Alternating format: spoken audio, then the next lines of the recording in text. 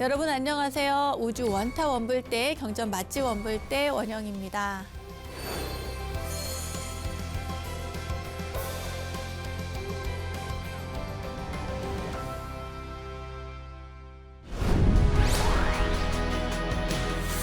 진흙 같은 사바세계, 불자 여러분의 고민을 연꽃 같은 답으로 해결해 드리겠습니다. 맑고 향기로운 이야기로 여러분 마음속에 연꽃을 밝히는 연화 문답 시간입니다. 오늘은 저희 제작진의 질문입니다. 질문이 이렇네요. 왜 제목이 연화 문답인가요? 라는 질문입니다. 여러분, 연화 문답이라고 하면 무엇이 상상이 됩니까?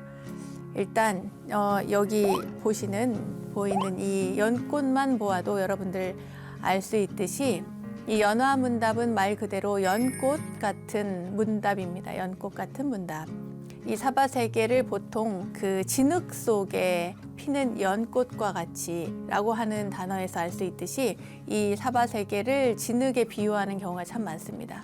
왜냐하면 너무 많은 잡다한 탐진치에 물들어 있는 이 인간들의 세상, 중생들의 이 세상을 비유할 때 이 아름다운 꽃이 피는 그곳, 그 장소는 비록 지저분하고 때로는 더럽고 또 뭐랄까요, 진흙탕이고 이런데도 우리가 부처님의 가르침을 잘 따라서 살아가다 보면 지혜롭고 또 자비롭게 그렇게 한 송이 연꽃을 피우듯이 살아갈 수가 있습니다.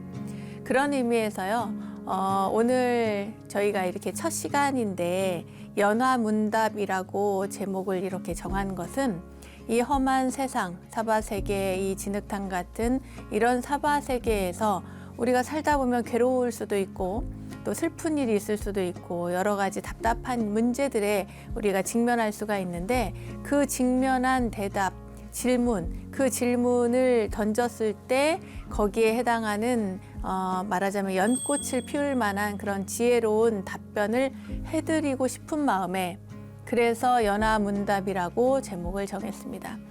사실 제가 이렇게 답변을 드리는 것에는 글쎄 저도 식견이 부족하기 때문에 한계가 있습니다만 최선을 다해서 부처님의 가르침에 근거해서 여러분들 삶에 연꽃을 피울 수 있는 그런 답변을 드리도록 노력을 한번 해보겠습니다. 그러니까 여러분 혹시 궁금한 점이 있으시면 언제라도 저희에게 질문을 해주시고요. 여러분들 삶에 조금이나마 도움이 된다면 그것으로 충분하다고 저는 생각을 합니다. 스님, 저는 대학교 1학년 남학생입니다. 재수까지 해서 들어온 대학인데 전공이 영 적성에 맞지 않는 것 같습니다. 솔직히 제가 다니고 싶던 대학도 아니어서 삼수를 하고 싶은 마음과 현실적인 여건 속에서 갈등하고 있습니다. 동생도 지금 고2라 부모님께는 말도 못 꺼내고 있거든요. 하지만 시간만 어영부영 보내다가 군대 다녀오고 나면 너무 늦어버릴 것 같아 고민입니다. 저는 꿈을 쫓고 또 희망을 가지고 살아가는 것은 굉장히 중요한 일이다. 한번 투자해 볼 만하다. 이런 생각이 듭니다만 내가 그만큼 이루어내겠다라고 하는 무언가가 있지 않으면 한 번 더 생각해 보시는 게 좋을 것 같아요. 객관적으로 자기 자신을 한번 들여다보세요. 본인이 자기의 생활 패턴을 자기가 가만히 들여다보면 자기가 어떤 사람인지 알 수가 있어요. 이거를 자기가 자신을 가장 잘 압니다. 여기에다가 그 플러스 알파 점수를 주어서는 안 돼요. 실제로 하지 못하면서 난 할 수 있어라고 하는 이 자신감만 가지고는 이걸 시작할 일이 아니고 부모님께 이야기할 일도 아니죠. 이게 현실적으로는 그렇지만 그럼에도 불구하고 내가 이걸 안 하면 다시 한번 삼수를 안 해보면 내 인생에서 너무 후회스러울 것 같다. 이러면 하는 겁니다. 이러면 또 해야 돼요. 누구라도 그렇습니다. 인생에 있어서 1년은 사실 그렇게 중요하지 않거든요. 그렇게 길진 않습니다. 중요한 것은 지금 당장의 어떤 속도가 아니라 결국 어디에 도착하고 싶은 것인가 스스로에 대한 확신을 가지고 결정을 하시면 좋겠습니다. 다음 질문 볼게요. 스님, 저는 모태솔로 직장인입니다. 학창 시절부터 짝사랑만 하고 친구들에게 부탁해서 소개팅도 많이 했는데 한 번도 제대로 된 연애를 해본 적이 없습니다. 30대에 들어서면서부터는 어머니가 다니시는 사찰에 친구분들이 나서서 중매도 해주시고 전문 소개 업체에도 가입했는데 누구를 소개받아서 3번 이상 만난 적이 없습니다. 지금까지는 아직 인연을 못 만난 거라고 생각했는데 30대 중반을 넘어가니 이대로 결혼을 못하는 게 아닐까 겁이 납니다. 스님, 저는 키도 큰 편이고 체격도 평균입니다. 외모도 솔직히 미남까지는 아니어도 어디 가서 인상이 나쁘다는 소리는 못 들어봤습니다. 직장도 공기업에 다니고 있습니다. 사고방식도 제 또래 남자들의 평균이라고 자부합니다. 그런데 저는 왜 연애를 못하는 걸까요? 어떻게 하면 저의 인연을 만날 수 있을까요? 네, 질문 잘 봤습니다. 질문이요, 너무 야무져가지고 제가 할 말이 없을 정도예요. 혹시 너무 완벽한 분 아닐까요? 모태솔로라고 말씀은 하시는데 짝사랑도 또 사랑이라고 저는 생각을 하거든요. 자기를 조금 내려놓아야 상대를 받아들일 수가 있습니다. 이렇게 손을 펴야만 무언가 물건을 잡을 수 있듯이 이렇게 손을 펴듯이 마음을 조금 내려놓고요. 완벽한 사람일 필요도 없습니다. 완벽한 사람도 없고요. 내가 꼭 어떤 인연을 만들어서 결혼을 해야지 그런 어떤 인간관계에 있어서 어떤 목표를 만들지 마시고 일단은 두루두루 마음을 비우고 잘 지내시다 보면 좋은 인연이 나타날 거라고 저는 생각이 듭니다. 좀 어려운 질문이었는데 저한테는 그래도 도움이 되셨으면 하는 바람입니다. 두루두루 잘 지내시길 바랄게요. 스님, 군인의 아내로 평생을 헌신하며 살아오신 저희 어머니가 얼마 전 치매 초기 판정을 받으셨습니다. 이제 60대 중반이신데 자꾸 여기저기 아프고 기력이 쇠하는 것 같다 안타까웠는데 치매라는 이야기를 듣고 우울증까지 온 것 같아요. 권위적인 아버지와 무뚝뚝한 자식들 사이에서 어머니는 따스한 봄 햇살 같은 분이셨어요. 그런 어머니가 웃음기를 잃어버린 모습이 너무나 당황스럽고 어떻게 해야 할지 모르겠습니다. 오빠는 아직 미혼인데다 해외에 출장이 잦고 저는 결혼해서 어린 아이들 키우다 보니 자주 찾아뵙지도 못하는데 엄마 생각만 하면 눈물이 앞섭니다. 네, 질문이 굉장히 어렵습니다. 제가 볼 때 이게 불교 강의하는 것보다 훨씬 더 어렵군요. 글쎄, 그냥 제 생각을 말씀드리자면 어머니가 안 됐다 이런 생각이 들면 좀 더 많은 시간을 할애해서 어머니 곁에 계셔 주시는 게 맞을 것 같습니다. 아마 그게 안 되니까 이렇게 질문을 하신 것 같은데요. 제가 볼 때는 달리 방법이 없습니다. 그나마 치매 초기라고 하시니까 다행인데요. 어떻게 인생을 마무리할 것인가 아직 이렇게 생각이 맑으실 때, 정신이 맑으실 때 어머니와 대화를 조금 더 많이 하고 또 우선은 우울하지 않게 기운을 좀 북돋아 주시면 좋을 것 같습니다. 우리는 다 늙습니다. 우리라고 저라고 치매가 나중에 안 걸리라는 보장이 없잖아요. 우리는 나중에 지금 아무리 똑똑하고 잘나도 먼 미래에 어떻게 될지는 아무도 모릅니다. 내일이 아니라고 볼 수가 없죠. 그때 지금 현재 내가 돌보는 내 자식들이 과연 나를 잘 봐줄 수 있는가? 내가 치매일 때 내 자식들은 나를 잘 봐줄까? 이걸 한번 생각해 보세요. 입장 바꿔서 생각해 보면 내가 어떻게 처신을 해야 할지 답이 나옵니다. 조금씩 그 경중과 선후를 가려서 그렇게 살아가셨으면 좋겠습니다. 어머니를 최우선으로 하라 이런 얘기도 아니고요. 아이들만이 중요하니까 아이들을 최우선으로 해라 이런 얘기도 아닙니다. 이 세상의 모든 일에는 경중이 있고 선후가 있는데 내가 여건이 되면 어머님을 좀 봐드릴 수 있고 또 여건이 안 되면 또 못 봐드릴 수 있고 그런 것이지 이거를 이렇게 딱 나누어서 그렇게 생각하지 않으셨으면 좋겠어요. 그리고 조금만 마음을 일으키고 조금만 부지런하게 하시면 그러면 훨씬 더 어머니와 함께 보내는 시간이 많아질 거라고 생각이 듭니다. 기운 내십시오. 네. 스님, 저는 엄마 따라서 절에 다니는 게 전부인 초보 불자입니다. 매일 새벽에 일어나 출근 전에 108배를 하고 있는데요. 처음에는 게으른 저를 바꾸고 싶어서 시작했습니다. 이제 곧 100일이 되는데 그동안 하기 싫은 마음을 누르며 딱 100일만 하자는 마음으로 계속해 왔는데 막상 100일을 앞두고 보니 이제는 제대로 된 기도를 해보고 싶다는 생각이 듭니다. 저희 엄마처럼 몇 시간씩 기도를 할 여유는 없지만 아침마다 108배를 시작하기 전이나 후에 간단히 할 수 있는 기도법을 알려주시면 열심히 해보겠습니다. 네, 108배를 그렇게 열심히 하셨다니까 우선은 너무 장하시고요. 제 생각에는 108배를 하셨으니까 이제는 기도를 하려고 하지 마시고 자신의 몸과 마음을 다스리는 수행을 한다고 생각하면 좋겠습니다. 새벽에 108배를 할 정도면 무슨 기도든 다 잘할 거라고 생각이 들긴 하는데요.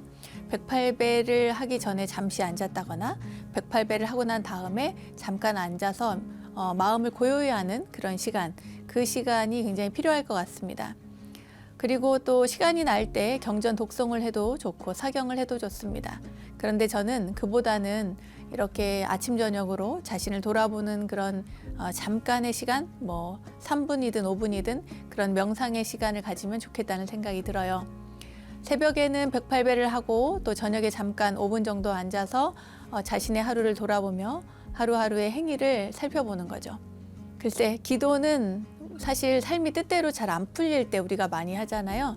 그런데 지금은 그 정도는 아닌 것 같으니까 훨씬 더 명상이 도움이 되지 않을까 싶습니다.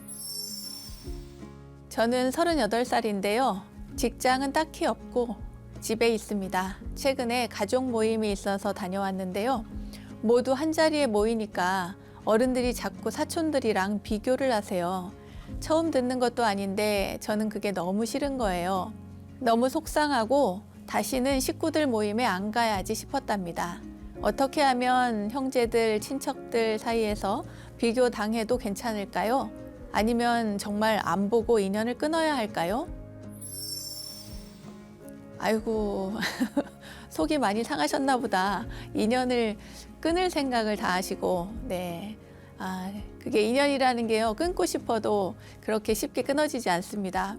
그런데 뭐 정말 인연을 끊고 싶다 그러면은 뭐 인연 끊으셔도 됩니다. 그것이 속이 편하다 싶으면 뭐 혈연이라고 해서 못 끊을 이유는 없죠. 당장 내가 괴로운데. 그런데요, 그렇게 해서 내가 정말 마음이 편할까 한번 생각해 보십시오.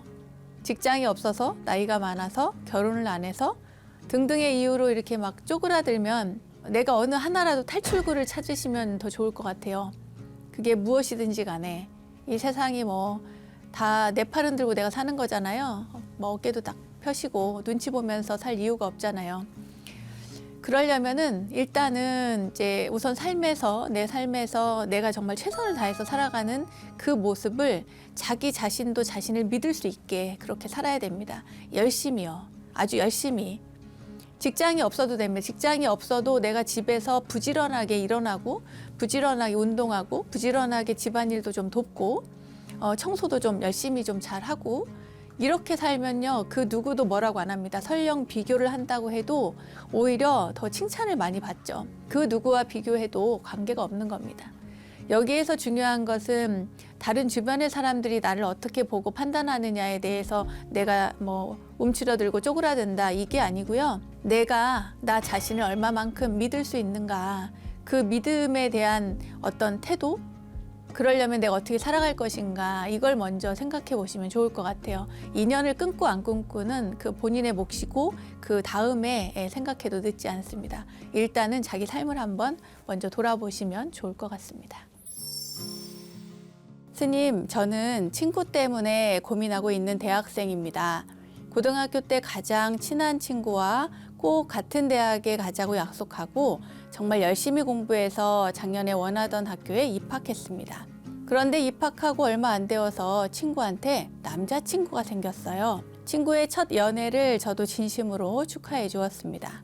그런데 그 후로 한 석 달 정도 전화도 잘 안 받고 문자를 해도 한참 뒤에나 답이 오고 그러더라고요. 학교에서 마주쳐도 같이 밥 한 끼 먹기 힘들었습니다. 연애가 재밌나 보다 하고 저도 제 나름대로 대학 생활을 즐겼어요. 그런데 남자친구와 헤어지고 나서는 매일같이 연락해서 울고불고 힘들어하길래 최선을 다해서 위로해 주었습니다. 그 후에 또 남자친구를 사귀니까 다시 연락이 안 되고 헤어지고는 저를 붙잡고 하소연하면서 친구야 너밖에 없다고 하고 세 번째 남자친구가 생기니 다시 소식이 없다가 최근에 다시 연락이 오기 시작했습니다. 이제는 저도 지치는데 그렇다고 고등학교 3년 동안 가장 의지했던 친구와 인연을 끊을 수도 없고 어떻게 하면 좋을까요? 그래요. 그 친구분은 글쎄 항상 의지처가 필요한 사람인 듯 합니다. 그런 사람이 있거든요. 늘 누군가가 필요한 사람. 본인의 질문은 그런 친구와 인연을 끊을까 말까 하는 문제인데 제 생각에는 뭐 그렇다고 또 인연을 끊을 작정이야 할 필요가 있을까 그런 생각이 또 듭니다. 인연이라는 게 그렇잖아요. 붙잡고 싶어도 또 뜻대로 안 되고 또 멀리하고 싶어도 또 막 자기도 모르게 얽히는 게 바로 인연이니까 제 생각에는 그냥 적당히 하시면 되겠습니다. 내가 상황이 되고 또 여유가 있으면 좀 들어주고 나도 바쁘고 또 친구의 투정이 싫으면 또 적당히 거리를 두고 안 보면 되니까요. 제 생각에는 이 질문은 본인의 의지에 달려 있다고 봅니다. 스님, 불교에서는 모든 것이 무상하다고 하는데 제 친구가 불교는 허무주의 아니냐고 하더라고요. 저는 어려서부터 부모님 따라서 절에도 가고 친구들과 불교 박람회 가는 게 즐거운 그런 초보불자라서 그건 아닌데 하면서도 대답을 못 해줬습니다. 어떻게 말해줘야 할까요? 네, 맞아요. 불교는 허무주의는 아니죠. 무상이라는 단어 때문에 또 오해가 생기기도 하는데 이 무상이라는 단어는 말 그대로 항상함이 없다라고 하는 의미입니다. 그러니까 이 세상의 모든 것이 또 시간에 따라서 변한다는 것이기 때문에 생각해 보세요. 이 세상에 영원한 것도 없고 사실은 인간의 감정도 영원한 감정은 없습니다. 그러니까 어떤 것에도 집착할 필요가 없다는 것이 바로 불교의 가르침인데요. 불교는 글쎄 만들어내는 어떤 것이 아니라 있는 그대로의 세상의 이치, 그것을 사실 그대로 표현하는 것이 많기 때문에 모든 현상을 객관적으로 보고 있는 그대로 보고 이야기를 해주면 그것이 바로 불교의 가르침입니다. 그러니까 친구한테 허무주의는 아니다라고 하는 설명, 영원한 것은 없다, 모든 것은 변화한다, 이런 무상의 개념을 같이 곁들여서 설명해 주면 좋을 것 같습니다. 스님, 저는 어머니가 너무너무 싫습니다. 어려서부터 오빠가 먹고 싶은 것, 하고 싶은 건 다 해주면서 제가 뭘 해달라고 하면 10번을 졸라도 한두 번 들어줄까 말까였어요. 그러면서 아들이 성공해야 집안을 일으킨다고 입버릇처럼 말씀하셨죠. 넉넉지 않았던 살림살이에 아버지가 겨우 한 채 남긴 집도 저 모르게 대출받아서 오빠 사업 자금으로 주었다가 다 날리고 지금은 제가 드리는 용돈으로 겨우 살아가면서도 입만 열면 오빠 걱정에다가 심지어 제가 드린 용돈도 쪼개서 오빠한테 주고 계셨더라고요. 최근에 그 사실을 알고 너무 화가 났습니다. 평생 살면서 저는 엄마가 제 걱정하는 소리를 들어본 적이 없습니다. 자식을 키워보니 아이들이 다 귀하고 예쁜데 우리 엄마는 어쩌면 저한테만 그럴까 갈수록 화가 더 납니다. 용돈을 확 끊어버리고 싶은데 차마 그러지는 못하고 자다가도 화가 나서 잠이 깹니다. 이대로 가다간 화병이 날 것만 같습니다. 이 마음 어떻게 다스려야 할까요? 네, 그래요. 서운하시겠습니다. 따님의 입장에서는 어머니의 그 아들 사랑이 조금 서운할 것 같이 저는 생각이 듭니다. 진짜 이해가 되는데요. 우리나라의 예전의 어머니들은 그 아들 사랑이 조금 별나죠. 네, 대단합니다. 그렇지만 어머니의 어떻게 보면은 본인의 입장에서는 왜곡된 자식 사랑이라고 할 수 있는데 그 사랑을 그 다른 자식이 어머니를 나무라는 것은 어떻게 보면 시기 질투로밖에 비춰지지 않을까 그런 생각이 들어요. 어머니에게 드린 용돈은 제가 볼 때 이미 내 손을 떠났으니까 어머니 돈이니까요. 그 돈에 대한 마음을 내려놓으시던가 아니면 정말 너무 속상하면 용돈을 좀 줄이시던가 하면 되겠습니다.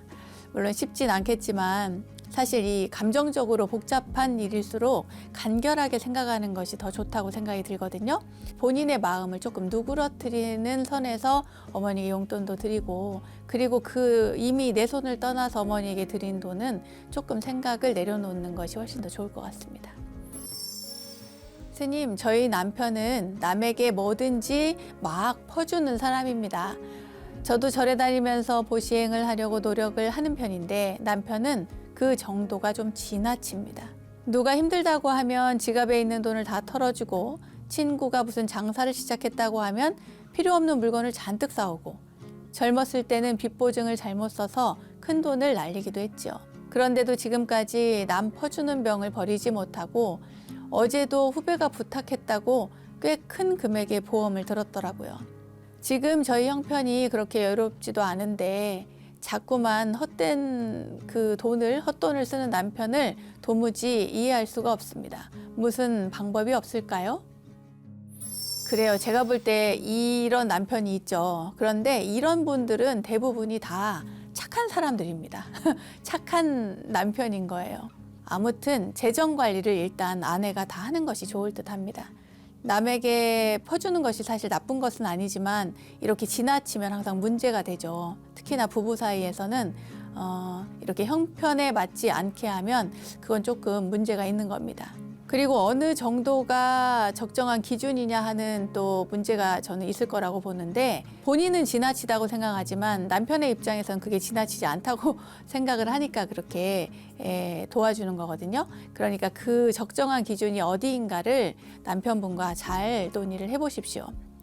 사실 이것에 대한 것도 아내의 기준만이 꼭 옳은 것은 아니니까 남편의 이야기도 들어보고 서로 조금 협의를 해서 적정한 기준을 찾으면 좋을 듯 합니다. 오늘 이 연화 문답은요, 제가 생각하기에 사실 해답을 찾기보다는 적절한 기준선을 어디에 맞추느냐가 좋은 것 같습니다. 이 세상에 어떤 문제도 관계에 관한 문제들은요, 진짜 칼로 물베기 같아서 이것이 딱 이건 이거야 저건 저거야 이렇게 나누기가 굉장히 애매한 부분들이 있어요. 제가 한쪽 이야기만 듣고 이렇게 이야기하는 것이 과연 적절한가 하는 생각도 사실 들기는 합니다. 아무튼 지혜로운 선택이 가장 중요해요. 그러니까 이것이 부모님과의 관계든 남편과의 관계든 화목해야 되니까 그 화목이라고 하는 것을 우선시한다면 내가 어떤 선택을 할 것인가 결론이 날 것 같습니다. 스스로 잘 생각해 보시기 바랍니다.